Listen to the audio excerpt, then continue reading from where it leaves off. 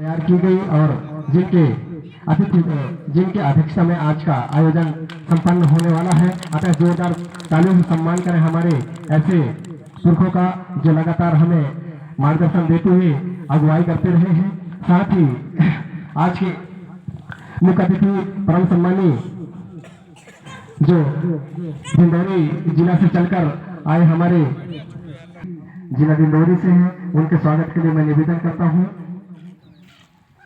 महिला अध्यक्ष गोंडवाना गणतंत्र पार्टी के स्वागत के लिए मैं निवेदन करता हूं, जीत सिंह उइके जी आप आए और अभी चावल से स्वागत करने का कष्ट करें।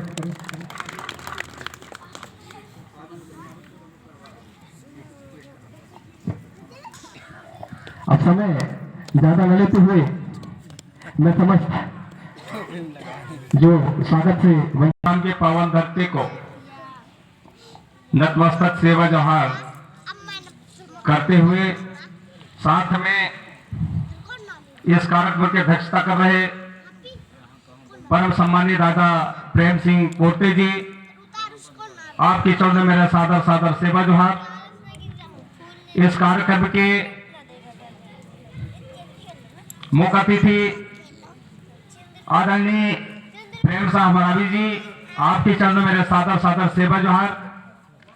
सम्मान्य संगीता मरावी जी, आपके चरणों में सादर सादर सेवा जोहार।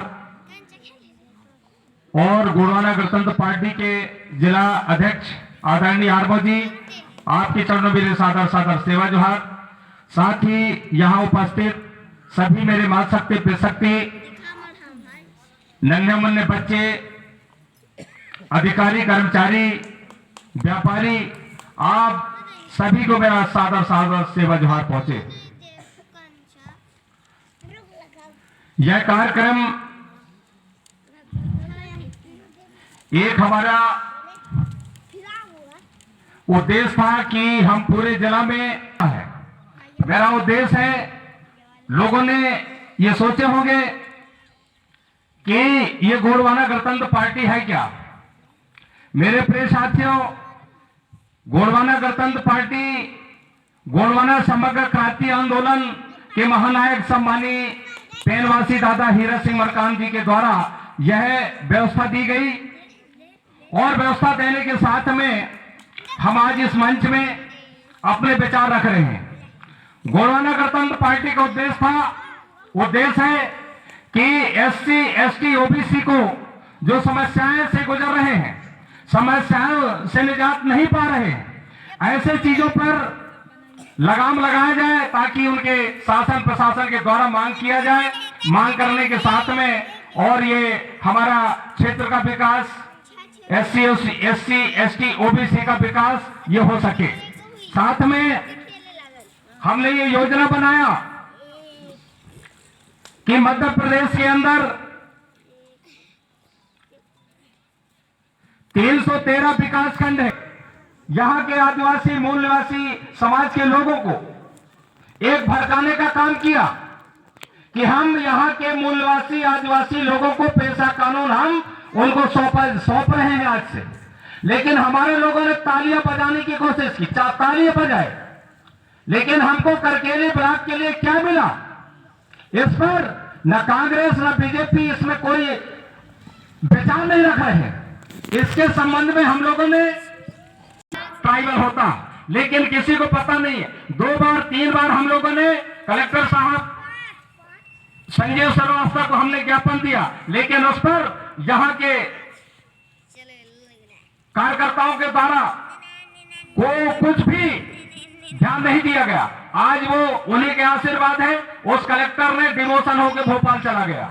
हम चाहते हैं कि हमारा प्रदर्शन होना चाहिए, हम ज्ञापन दें, ज्ञापन देने के बाद उसमें हम अल्टीमेटम रखें कि इतने दिन के अंदर अगर हमारी मांगे करकेली ब्लॉक को पेशा कानून के अंतर्गत 5वीं सूची क्षेत्र में लागू नहीं करते तो हम धरना आंदोलन करेंगे। ये हम आप लोगों को भरोसा दे रहे हैं और सभी मेरे क्षेत्रवासी इस पर आप लोग जरूर ध्यान देंगे। दूसरी बात है 5वीं अनुसूची पेशा कानून की बात, तो पेशा कानून की बात तो मैंने बता दिया। ग्राम सभा होनी चाहिए, ग्राम सभा ग्राम में होनी चाहिए।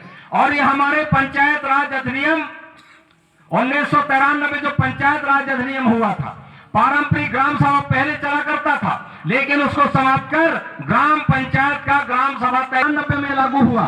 तब से हमारे लोग यहाँ के धोखा खाते खाते आज नीचे स्तर पे जा रहे हैं।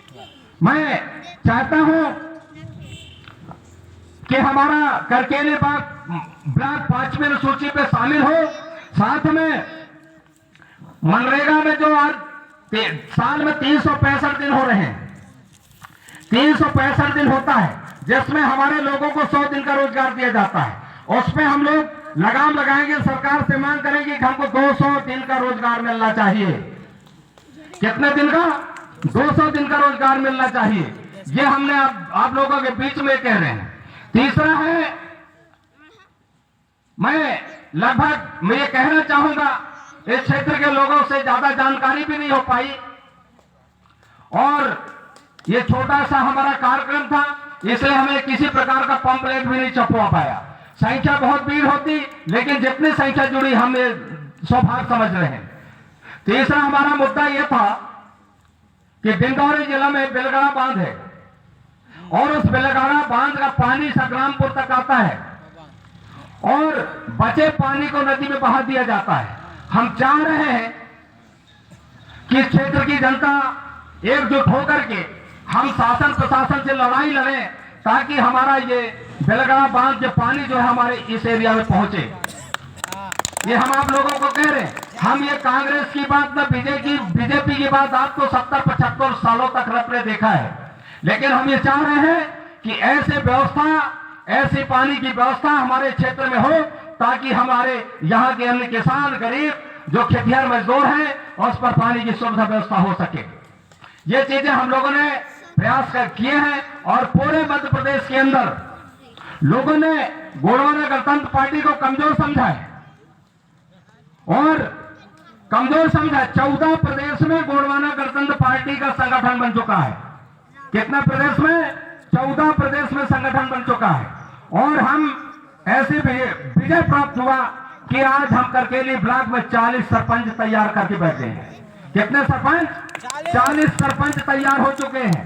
कई हमारे जनपद जीत के चले गए हैं और ठीक इसी तरह से हमारा आप लोगों से निवेदन है कि आने वाला जो समय है, SC OBC को इकट्ठा करिए। इकट्ठा करने के बाद ये सारी समस्याएं जो है हम शासन प्रशासन को अवगत कराएं और अवगत कराने के बाद हम अगर हमारी मांगे पूरी नहीं होती है तो हम सब मिल करके इस क्षेत्र की जनता हम हाईवे को चक्का जाम करने का भी काम हम लोग करेंगे। ये चीजें आप लोगों को सहयोग होना चाहिए ताकि हमारे मांगे पूरी हो। और मैं चाह रहा हूं यहाँ के आम नागरिक, आम जनता को भरोसा दिला रहा हूं कि पूरा मध्य प्रदेश में पीली क्रांति दिखने लगी है। कांग्रेस का भी वर्चस्व खत्म हो रहा है। किसी प्रकार का कोई स्थिति उसकी सही नहीं है। इसी तरह से भारतीय जनता पार्टी का हो रहा है। 70-75 सालों के बाद आप लोगों ने अभी भी उनका बाकी है। अभी भी 70-75 साल राज करने के बाद भी अभी भी समस्या बात विचार करना होगा। साथ में 5वीं अनुसूचित एरिया में रेता खनन हो रहा है। दूसरे लोग उसका रेत माफिया, भू माफिया कर रहे हैं, ले जा रहे हैं, लेकिन हमारे लोग उससे पैसा से खरीद रहे हैं। इसका भी 5वीं अनुसूचित एरिया में होना चाहिए। और जैसे अभी देख लीजिए, जंगलों में वन विभाग के लोगों ने हमको तड़पाने का काम कर रहे हैं, हमको FIR कर रहे हैं, हमको बंद कर रहे हैं। अरे मेरे भाइयों, जंगल 5वीं अनुसूचित एरिया में, ये जंगल उस गांव का होता है जिस गांव से उनका गुजर बसर चलता है। नियम 3 भारतीय संविधान के अनुच्छेद नियम 3(1) में लिखा है सामुदायिक वनों का अधिकार। जरा कान खोल के सुन लो, सामुदायिक वनों का अधिकार।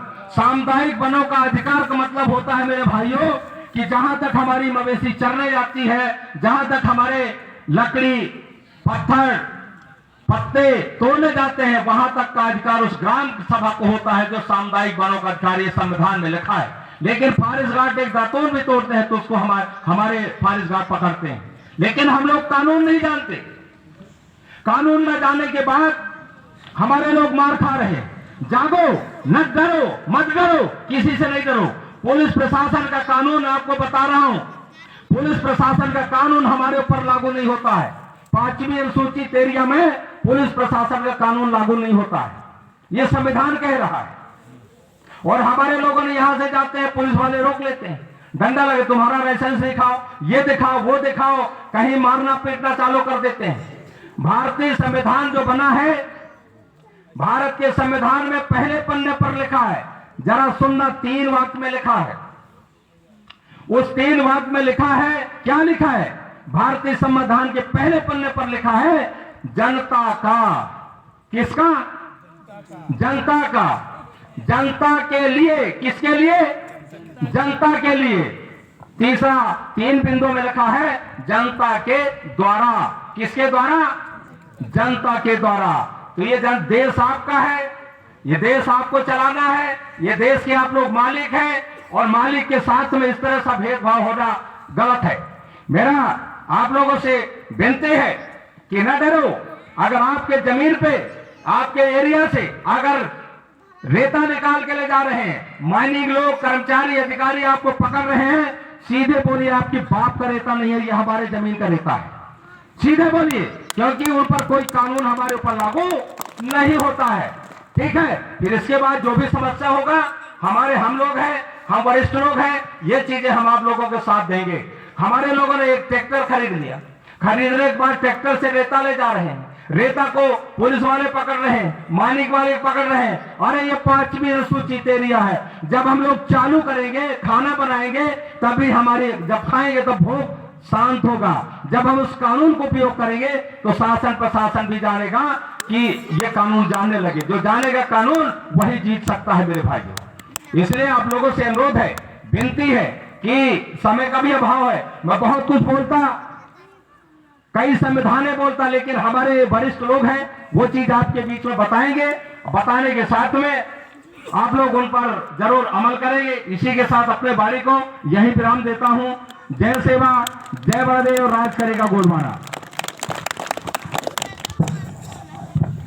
बन रहा था तब ये कहा गया था कि जिन क्षेत्रों में 50% से अगर अधिक आदिवासी रहते हैं, उन क्षेत्रों में चुनाव के 7 राज्य जो है इन्हीं 6वीं अनुसूची में आती है।